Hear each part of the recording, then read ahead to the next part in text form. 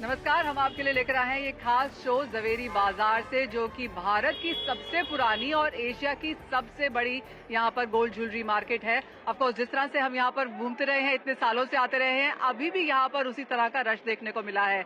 बात हम of course यहाँ पर आज सोने की करेंगे, जहाँ पर अगर इस साल की बात की जाए तो सोने ने आपको इस साल में 12% के रिटर्न दिए हैं। अगर निफ्टी और सेंसेक्स देखें तो वहां से 6.5 से 7% के रिटर्न देखने को मिले।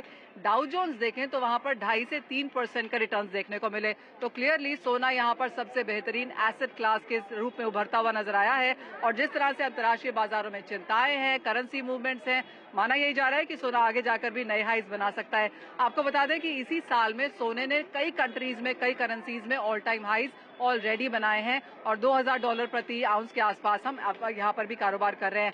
हमारे साथ यहाँ पर जवेरी बाजार से खास पैनल जुड़ा है। मेरे साथ है सुरेंद्र मेहता, जो कि डायरेक्टर है इब्जा के, प्रमोद भाई मेहता है डायरेक्टर शाइन शिल्पी के, हमारे साथ हैं ऋषभ जैन जो डायरेक्टर हैं ट्राइडेंट ज्वेल्स के, और महेश सेठ पार्टनर हैं एसके स्वीट ज्वेलर्स के। आप सबको बहुत शुक्रिया साथ जुड़ने के लिए और त्योहारों की बहुत बहुत बधाई। और आपसे ही महेश जी सबसे पहले जानना चाहेंगे, किस तरह का बाजार है? काफी सारा क्राउड एज ऑलवेज है, क्या खरीदारी पिकअप होनी शुरू हुई है? जी बिल्कुल, बहुत अच्छी खरीदारी शुरू हुई है इस समय बाजार में। और हम आगे भी आने वाले समय में बहुत अच्छा पिकअप देख रहे हैं मार्केट में। Gold has always been rising, people are very enthusiastic, और लोगों को क्या है कि गोल्ड के प्रति सेंटिमेंट बहुत अच्छा है, so they are very enthusiastic in buying gold. या तो किस तरह की डिमांड आती हुई आपने नजर आई है? क्योंकि खरीदार तो रिटेल करने आ रहा है, जो B2B बाइंग है, इन्वेंट्री है, वो तो पहले ही बन चुकी है। तो उन नंबर से कुछ अंदाजा लगता है कि किस तरह की खरीदारी आने वाली है? खरीदारी में इजाफा देखिए बहुत अच्छा हुआ है, और लोग बहुत ही इंथुसियास्टिकली पिकअप कर रहे हैं प्रोडक्ट्स। लोगों को स्टॉकअप करना है क्योंकि दिवाली का सीजन है, एंड काफी अच्छा रिस्पांस आ रहा है हमें इस पे। अगर कुछ नंबर्स कंपेयर करने हो, जो कि मुझे पता है कि बाद में जाके चेंज हो जाते हैं, लेकिन एज ऑफ नाउ अनुमान क्या लगा रहा है बाजार? मेरे हिसाब से 20 to 30% इंक्रीज आना चाहिए इन द सेल्स। यस, तो अच्छी खासी तेजी की उम्मीद यहाँ पर इन्हें है। ऋषभ जी नमस्कार, त्योहारों की शुभकामनाएं। आप कैसे देखते हैं बाजार? और इस बार तो ऐसा माना जा रहा है कि बहुत शादियां हैं, आपके लिए तो बाजार बहुत खुल गया। डेटा देखें तो 35 लाख शादियां 2 महीने में एक्सपेक्टेड है। तो गोल्ड में डेफिनेटली बहुत तेजी दिखाई दे रही है। काफी डिजाइन्स नई बनी है इस साल, तो हम लोग चाहते हैं कि लोग इन्वेस्ट करें गोल्ड में। प्राइस भी राइज हो रहा है, और इसको देखें कि फैशन भी है गोल्ड के लिए। ऋषभ जी, आप मंगलसूत्र का काफी बड़ा यहाँ पर काम करते हैं, और जिस तरह की शादियां, क्लियरली और कुछ चले ना चले, आपका बाजार तो डेफिनेटली चलने वाला है। जी हाँ, मंगलसूत्र एक ऐसा प्रोडक्ट है कि कोई भी शादी हो वो सबसे पहला बनता है। बाद में पहने ना पहने खरीद तो लेते हैं। नहीं, अब तो डिजाइन भी ऐसे बनती है कि कॉस्ट्यूम रिलेटेड सब डिजाइन रहती है, तो लोग पहनते हैं मंगलसूत्र शौकिया तरफ से। तो क्या क्या नए डिजाइन आ गए यहाँ पे? डायमंड आ गया, जेमस्टोन्स आ गया, कैसे बनते हैं मंगलसूत्र अभी? देखो, मंगलसूत्र पहले बहुत बड़े और साड़ी को सूट करते वैसे बनते थे, लेकिन अभी बहुत स्लीक 3 ग्राम से लेके 10 ग्राम के बीच में बहुत सारी वैरायटी है, तो लोग इसको शौकिया से खरीदते हैं। और पहले एक खरीदते थे, अभी 2-2, 3-3 खरीदते हैं। ठीक है, नया वाला आया तो नया वाला भी ले लेते हैं। प्रमोद जी, आप कैसे देखते हैं बाजार? आपको भी लगता है पिछले साल के कंपैरिजन में ये साल काफी अच्छा है? मुझे तो ये लगता है कि इस बार जो शादी का सीजन है, आने वाले जो 3 से 4 महीने टिल मई तक काफ़ी अच्छा परचेजिंग रहेगा। और अभी जो जैसे जो गवर्नमेंट जॉब में करते हैं उन्हें भी बोनस मिल रहा है, प्राइवेट कंपनियां भी काफ़ी बोनस दे रही है। तो जो अभी शादी में जिन लोगों का सोने के ऊपर इतना अच्छा विश्वास है कि जिनको भी जो एक्स्ट्रा मनी जो सेविंग कर रखा है, वो सारा सोने में ही जाके ज्वेलरी में इन्वेस्ट होगा। तो मुझे काफ़ी होप है कि इसमें बहुत अच्छी खरीदारी होनी चाहिए। प्रमोद जी, क्या बोलेंगे आप? पिछले कई सालों में क्या चेंज हुआ है? क्या यंगस्टर्स आके ले रहे हैं, कि अभी भी लोग अपने बच्चों के लिए खरीद रहे हैं, या लोगों को सेविंग्स लगती है? कौन लोग सोना खरीद रहे हैं? गोल्ड मुझे लगता है कि हर जने का विश्वास है, और जिस हिसाब से हम पिछले ग्राफ देखते हैं गोल्ड में, तो कंटिन्यूस जो रेट का जो कंटिन्यू बढ़ी है, और आगे भी हमें लगता है कि जो सोने में रिटर्न मिलने वाला वो काफ़ी अच्छा मिलेगा। तो सोने में इवन अभी तक कहीं भी कोई डाउनफॉल नहीं है, और मुझे बहुत अच्छा लगता है। पर आने वाले समय में जो अभी यूथ है, यूथ प्लेटिनम को भी बहुत पसंद कर रहा है, और मुझे लगता है कि अभी जो प्लेटिनम के जो कलेक्शन है, इवारा है, लव बैंड्स है, या मैन ऑफ प्लेटिनम है, तीनों जो प्रोडक्ट है बहुत अच्छे परफॉर्मेंस कर रहे हैं। राइट, सोना ही नहीं, प्लैटिनम में भी अच्छी खासी खरीदारी यहाँ पर देखने को मिली है और नंबर्स सुरेंद्र जी काफी स्ट्रांग हैं, बाजार काफी खुश है, चहल पहल यहाँ पर काफी ज्यादा है। पहले आपसे भी जानना चाहेंगे, पिछला एक साल तो काफी बेहतरीन गया, आने वाला एक साल सोने के प्राइसेस कहाँ ले जा सकता है? अगर कोई सोना आज खरीद रहा है तो अगली दिवाली तक क्या एक्सपेक्ट करें? देखिए, हिस्टोरिकली तो पिछले धनतेरस को सोना 50,000 40 रुपए के आसपास था और इस बार ऑलरेडी हम लगभग 61,000 के आसपास देख रहे हैं। तो ऑलरेडी सोने ने 21% रिटर्न तो दे ही दिया है और जिस प्रकार की जियोपॉलिटिकल सिचुएशन अभी फिलहाल चल रही है या जो भी पूरे वर्ल्ड इकोनॉमी की हालत है और ख़ास तौर पे जो यूएस की हालत है, तो उससे देखकर लगता है कि कहीं ना कहीं वो अपने डेट पेमेंट में फेलियर होंगे और इससे सोने के प्राइस एक आसमान की तरफ जाएंगे। और मैं पर्सनली एक्सपेक्ट करता हूँ कि कहीं ना कहीं we should be looking at 11% return in the next year also. और सोना कैसे खरीदना चाहिए? आई मीन यहाँ तो हम खड़े हैं तो फिजिकल की बात करेंगे, लेकिन फिजिकल में भी ब्राइडल है तो ऑब्वियसली आप ज्वेलरी खरीदेंगे, लेकिन अगर आप सिर्फ इन्वेस्ट कर रहे हैं फिजिकल मार्केट्स में तो क्या बेहतर तरीका है? देखिए, इन्वेस्टमेंट के लिए तो आपके पास में डिजिटल गोल्ड है, सोवरिन गोल्ड बॉन्ड है, ETF है और फिजिकल बुलियन भी आप खरीद सकते हैं, कॉइन्स है, बार है, खरीद सकते हैं। लेकिन उससे आप पहन के उसको एंजॉय नहीं कर सकते। तो ज्वेलरी खरीदिए, फेस्टिवल सीजन में, गिफ्टिंग में और शादियों के सीजन में ज्वेलरी की डिमांड रहती है और भारतीय बाजारों में तो लगभग 75 से 80% जो है ज्वेलरी खरीदी जाती है। So jewellery is an investment product भी है और वो आपने उसको पहन के आपने फ्लॉन्ट भी कर लिया तो मेरे ख्याल से सबसे बेहतरीन विकल्प, और घर वाले बहुत खुश हो जाते हैं। तो मुझे लगता है सबसे बेहतरीन विकल्प तो ज्वेलरी है, लेकिन आप प्योर इन्वेस्टमेंट के रूप में यदि देखना चाहें तो जैसे मैंने कहा other products are much better. So Pramod ji, सोना, चांदी, प्लैटिनम, काफी सारे कैरेटेजेस हैं, डायमंड ज्वेलरी है, स्टडेड है, एज ऑफ नाउ इस सीजन में क्या प्रचलन ज्यादा है? मुझे लगता है कि ज्वेलरी दो सेक्टर में है। एक जो टायर 1 मेट्रो सिटीज है वहाँ पर टोटल डायमंड और एंटीक ज्वेलरी जड़ाऊ वो सभी का ज़्यादा चलन है। पर टायर 3 और टायर 4 सिटी जहाँ अभी छोटे गांव वहाँ अभी भी येलो ज्वेलरी, वजन में कम और दिखने में बड़ा ज्वेलरी, वो बहुत अच्छा चल रहा है। तो हमें लगता है कि इंडिया में दोनों तरह का कल्चर पूरा है। जहाँ फैंसी ज्वेलरी एक तरफ चलती है, वहाँ टायर 3 और टायर 4 सिटी में येलो ज्वेलरी का भी काफ़ी अच्छा चलन है। और खरीदारी यहाँ पर कहाँ ज्यादा आ रही है, किस चीज में ज्यादा आ रही है? लोग बैंगल्स ले रहे हैं कि नेकलेसेस ले रहे हैं, टॉप्स ले रहे हैं, क्या ज्यादा बिकता है हमेशा? मुझे ऐसा लगता है जिनके घर में शादी है अभी वो बड़ी आइटम जैसे नेकलेस, बैंगल और वो लेते हैं, और जो ओकेशन अभी फेस्टिवल या जिनके सेविंग है वो अपने जो डेली रूटीन की जो प्रोडक्ट है, चेन, पेंडेंट, रिंग, मंगलसूत्र, वो सब चीज़ में ज़्यादा इंटरेस्ट लेते हैं। तो अभी सभी तरह का मार्केट है और मुझे लग रहा है कि सभी तरह के प्रोडक्ट अभी अच्छे चल रहे हैं। ऋषभ जी, मंगलसूत्र तो लोग आके ही लेते होंगे, ऑनलाइन तो नहीं लेते होंगे? नहीं, ऐसा नहीं। पहले हमारी साइट थी स्टाइलवती भव नाम से, तो हम लोग ऑनलाइन भी बेचते थे और जैसे अभी IT इंडस्ट्री से लोग हैं तो वो सब बाई करते हैं कि वो शॉप में जाना पसंद नहीं करते, तो ऑनलाइन पसंद करते हैं। तो ऐसी कोई बात नहीं है कि मंगलसूत्र ऑनलाइन नहीं बिक रहा है। और कितना, अगर हम ईयर ऑन ईयर ग्रोथ देखें तो शादियां तो बहुत ज्यादा हो रही हैं, तो किस तरह की ग्रोथ आपने इंडस्ट्री में आते हुए देखी है? देखो, पहले कैसा था कि मंगलसूत्र खाली शादी में खरीदते थे, अब ऑकेशनली भी लोग खरीदते हैं क्योंकि डिजाइन्स का वेरिएशन बहुत है। और जैसे आपने बताया कि डायमंड के मंगलसूत्र बनते हैं, पोल्की के बनते हैं, एंटिक के बनते हैं, तो लोग अभी खाली उसको शौकिया रूप से भी खरीदते हैं, खाली एज अ वेडिंग के लिए नहीं खरीदते हैं। तो 3 4 5 लेके रख लो, जैसे जो पहना उसके साथ चल जाता है।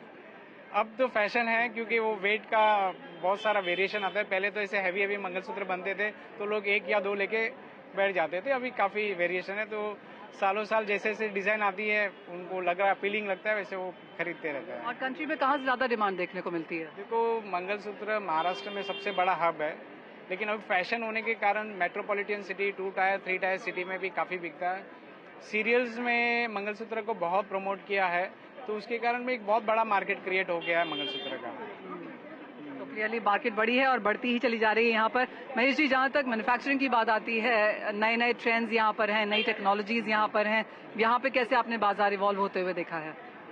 मैडम, मैंने कई तरीके से यहाँ पे एवोल्यूशंस देखे हैं। पहले जो ट्रेडिशनल तरीके से काम होते थे अब उसमें काफ़ी मशीनों का इस्तेमाल होता है, लेकिन जो ज्वेलरी हम बनाते हैं ट्रेडिशनल ब्राइडल ज्वेलरी, उसमें आज भी ट्रेडिशनल तरीके से ही क्राफ्टमैनशिप होती है।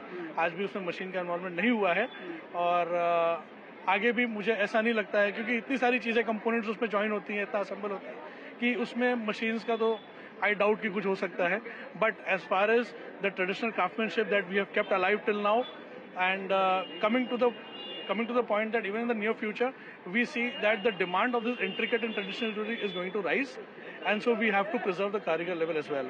तो महेश भाई, अगर हम हाथ से बनवानी ज्वेलरी लेते हैं या मशीन वाली ज्वेलरी लेते हैं तो उसमें मेकिंग चार्जेस में बहुत फर्क हो जाता है, तो कैसा है ये फर्क अभी, और क्या देखें हमारे दर्शक जब वो यहाँ पर ज्वेलरी खरीद रहे हैं? पहले तो उनको ये पता होना चाहिए कि मशीन से क्या बन सकता है और क्या नहीं बन सकता है. अगर आप ट्रेडिशनल ब्राइडल ज्वेलरी देखना चाहेंगे तो मशीन से कभी नहीं बन सकता. बैंगल्स, चेन्स, उसका मेकिंग चार्जेस ज्यादा ही होगा. उसका मेकिंग चार्ज ज्यादा ही होगा because it is totally handmade. Bangles, machine के बैंगल्स होते हैं, चेन्स होते हैं, रिंग्स होते हैं, these are casting all this. इसका क्या होता है कि थोड़ा सा कॉस्टिंग कम हो सकता है, बट जो हैंडमेड ज्वेलरी होती है that has one single process of going and it will always remain the same. So the price of handmade jewelry will always be rising. It will always rising. तो as of now making charges क्या हैं, किस range में हैं? अगर आप it depends again, जैसे sir ने बताया कि 2-3 कैटेगरी में चलता है, so it goes up to it rises from 300 rupees gram, goes up to even 2000 rupees a gram, depending on what the consumer buys. Pramod भाई, जब हम मेकिंग चार्जेस में ये रियायतें आता हुआ देखते हैं तो आप उस पर हिट लेते हैं या फिर वो वीव्ड इन होता है प्राइसेस में? नहीं, वो भी सीजन के ऊपर डिपेंड करता है, और काफ़ी जनों को, कस्टमर को अट्रैक्ट करने के लिए कुछ न कुछ डिस्काउंट और स्कीम रखते हैं, पर वो एक शॉर्ट टाइम के लिए रहती है. पर बाकी तो जो ज्वेलरी है वो एक जो उसका एक मिनिमम प्राइस है उसी में बिकता है. जी हाँ. इसके साथ साथ मुझे पता है त्योहार है, लेकिन टैक्स इम्प्लीकेशंस क्या हैं? नहीं, देखिए, आपको सिर्फ 3% GST देना पड़ता है. तो मेरे ख्याल से यदि आप आपके परिवार को खुश कर सकते हैं और फेस्टिवल अच्छा सेलिब्रेट कर सकते हैं और वेडिंग सेलिब्रेशन कर सकते हैं, तो 3% GST कोई मायने नहीं रखता है. और खास तौर पे आपके घर वाले खुश हो जाते हैं, आप उसे 3% एक्स्ट्रा दे के पहन के फ्लॉन्ट कर सकते हैं. तो इससे बेहतरीन विकल्प क्या हो सकता है? It is not like other product की जहाँ पे आप 18% या 28% GST दे रहे हैं. तो मेरे ख्याल से, और उतना प्राइस ऑलरेडी बिल्टअप हो जाता है. आप पिछले साल देखिए, लगभग 20-21% रिटर्न मिला, तो आपने 3% GST दे भी दिया तो कोई फर्क नहीं पड़ता है उससे. मेरी खुशी की कीमत इतनी तो हो ही सकती है. ऑलराइट. दूसरी बात यह है कि काफी सारी शादियां भी हैं, मंगलसूत्र इतने सारे बन रहे हैं, तो शादियों में जो गिफ्टिंग की जाती है या फिर जो दुल्हन को मिलता है, ब्राइड को मिलता है, उसके ऊपर क्या टैक्स इम्प्लीकेशंस है? क्योंकि वो सोना बहुत ज्यादा मूव करने वाला है इस बार. नहीं, उस पर कोई भी टैक्स नहीं होता है. यदि वेडिंग में आपको कोई भी गिफ्ट मिलता है तो उस पर किसी प्रकार का कोई टैक्स नहीं लगता. चाहे फिर वो रिश्तेदार दे या नॉन रिश्तेदार दे. हाँ जी, कोई भी दे. ऐसे रिश्तेदार तो बिना वेडिंग के भी दे दे तो भी गिफ्ट नहीं लगता. ओके. एक और टैक्स का जो क्वेश्चन मेरे दिमाग में है वो ये है कि जब हम, ऑफ कोर्स एक्सचेंज का सोना भी यहाँ पर आता है, लोग ज्यादा बढ़ाते भी हैं. अगर मेरे पास 100 ग्राम पड़ा है तो मुझे लगता है ठीक है, मुझे 100 लेना है तो ये 100 भी ले जाऊं, 200 ग्राम का कुछ बनवा के ले आऊं, उसमें क्या टैक्स इम्प्लीकेशन है? नहीं, यदि आप आपके ही ज्वेलरी को मेल्ट करा के वापस नया बनवाते हैं तो कोई टैक्स इम्प्लीकेशन नहीं है. सिर्फ आपको जो लेबर चार्ज है वो देना पड़ता है. उस पे सिर्फ लेबर चार्ज के कंपोनेंट पे 18% GST है. लेकिन यदि आप आपका पुराना सोना बेचते हैं और पूरा 200 ग्राम का आपने नया खरीद लिया तो आपको 200 ग्राम के ऊपर 3% GST देना पड़ेगा. और जो आपने बेचा है, अपना सोना जरूर खरीदते रहें, लेकिन इन चीजों का ध्यान भी रखें. हमारे मेहमान हमारे साथ बने रहेंगे, हम इनसे पूछेंगे कि क्या क्या ऑफर्स एंड स्कीम्स यहाँ पर हैं. अगर आप जवेरी बाजार आ रहे हैं तो क्या कुछ आप एक्सपेक्ट कर सकते हैं, लेकिन इस ब्रेक के बाद हम आपके लिए यहाँ पर लाइव हैं जवेरी बाजार से, जहाँ पर हम बात कर रहे हैं कि इस बार के ट्रेंड्स क्या हैं, खरीदारी कैसी है. और एज ऑफ नाउ जिस तरह का यहाँ पर रश है, माना यही जा रहा है कि अच्छी खासी यहाँ पर खरीदारी चलती हुई नजर आ रही है. लेकिन अमेश भाई, आपसे शुरुआत करेंगे यहाँ पर, और यहाँ से अब आगे जवेरी बाजार आपके लिए कितना खास है, किस तरह के ट्रेंड्स हैं और क्या आप यहाँ से पुश करना चाहेंगे? मैं तो आप मान के चलिए कि ज्वेलरी के लिए जवेरी बाजार से ऐसा अच्छा मार्केट नहीं है. तो मैं ग्राहकों से आग्रह करूंगा कि आप जवेरी बाजार आएं, अपने फेवरेट ज्वेलर के यहाँ जाएं और बेहिसाब ज्वेलरी खरीदिए. ज्वेलरी आपको कभी भी निराश नहीं करेगी. And secondly, gold will always appreciate. So appreciate होगा. और सेकेंडली, अपने ऊपर उसको पहन के अपने आप को भी अप्रिशिएट करिए और गोल्ड जरूर खरीदिए. क्या खरीदे गोल्ड में? ज्वेलरी खरीदिए, सेट्स खरीदिए. Right. Rishabh ji, of course mangalsutra खरीदने को बोलेंगे, शादी भी आप कर लीजिए. अगर आपके पास एक है तो 3-4 ले लीजिए. क्या बोलेंगे आप? देखो, जैसा है कि आप पुराने एक्सचेंज गोल्ड में ही एक ऐसा प्रोडक्ट है जो आप एक्सचेंज करके हमेशा कुछ मेकिंग चार्ज पे करके ले सकते हैं। इसलिए जैसे जैसे ट्रेंड चेंज होता है तो आप पुराने ज्वेलरी दे सकते हैं, नया खरीद सकते हैं।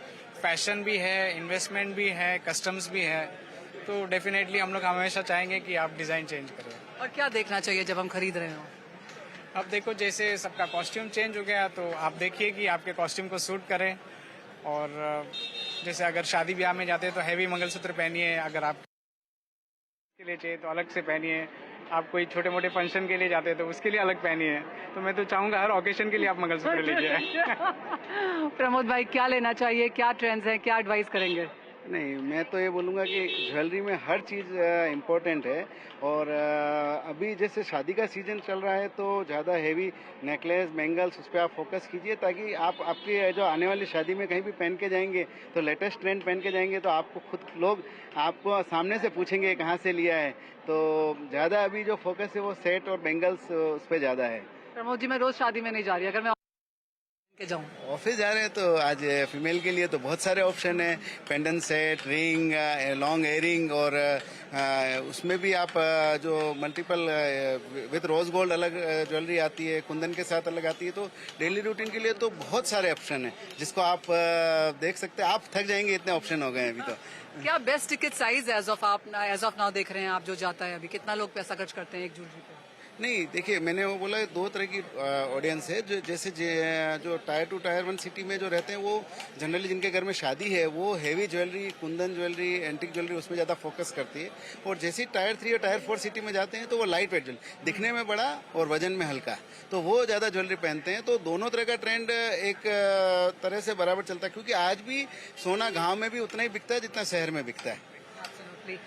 फाइनल क्वेश्चन आपसे सुरेंद्र जी, जवेरी बाजार की जो इम्पोर्टेंस है, जो हम इतने सालों से हम आता हुआ देख रहे हैं, कहाँ देखते हैं आप इसे एज ऑफ नाउ? क्या चेंजेस हुए हैं इतने सालों में? इतने सारे यहाँ पर हिस्टोरिकल पॉइंट्स आपने हमें दिखाए, अब यहाँ से क्या एक्सपेक्टेशन है आने वाली दिवाली तक? सोने में जवेरी बाजार से क्या एक्सपेक्ट किया जाए? देखिए, जो पूरा मार्केट था, किसी जमाने में इसे सट्टा बाजार कहा जाता था। अब सट्टा बाजार से ये इवॉल्व होकर एक प्रॉपर ज्वेलरी मार्केट बन चुका है। और जो ज्वेलर्स हैं वो भी बहुत ऑर्गेनाइज्ड हो गए। हमने बड़े बड़े जो पिछले 1 साल में कई बड़े बड़े आईपीओ आते हुए देखे। सो ज्वेलरी इंडस्ट्री जो है, ज्वेलर्स हैं, they are becoming organised, mature, transparent. और ये जब चीज़ें होती है तो कंज्यूमर के लिए अच्छा होता है। जवेरी बाजार इससे भी और बड़ा होगा। जवेरी बाजार और भी ज़्यादा एक्सपांड हो रहा है, क्योंकि हम आसपास की बाइलेंस में देख रहे हैं कि अब ज़्यादा से ज़्यादा ज्वेलर्स आने लगे हैं। So this has remained as the major market for wholesalers, retailers, manufacturers. तो जवेरी बाजार की अपनी इम्पोर्टेंस है और वो ये एशिया का सबसे बड़ा मार्केट रहने ही वाला है। ऑलराइट, जब तक लोग सोना खरीदते रहेंगे, जो कि हमेशा खरीदते रहेंगे, तो यहाँ पर ये इंपॉर्टेंस बनी रहेगी। और क्योंकि हम जवेरी बाजार में हैं, आपको पीछे मुंबा देवी यहाँ पर जरूर दिखाना चाहेंगे। और मेरे सभी गेस्ट हमें ये बता रहे हैं कि जो पीछे ये मुंबा देवी जलेबी वाला है, ये पिछले 50 सालों से यहाँ पर एक, तो क्लियरली काफी सारी चीजें हैं यहाँ पर। सोना चांदी खरीदने आए, यहाँ पर माहौल फील करें, और यहाँ पर काफी सारी चीजें हैं जो आप यहाँ पर वॉच कर सकते हैं। बहुत शुक्रिया, आप सभी को त्योहार की बहुत बहुत शुभकामनाएं। Thank you.